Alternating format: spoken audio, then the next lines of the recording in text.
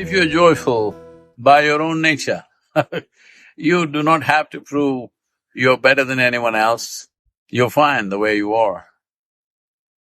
This is one thing that every human being should settle, that you're joyful by your own nature, not because of what is around you or who is around you, but you're joyful by your own nature.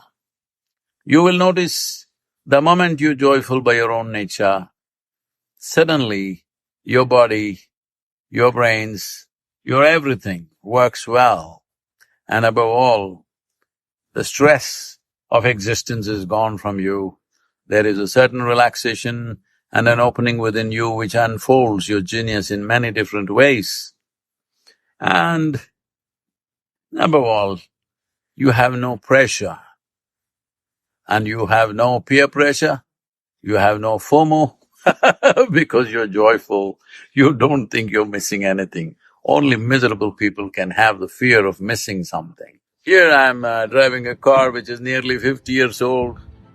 Well, it can fall apart. So can I. I'm older than the car, of course. So, it doesn't matter what stage of life we are in, what we can do, what we cannot do. If you're joyful by your own nature, you're living free. This is very important. Please, let's make it happen for yourself and everyone in this world.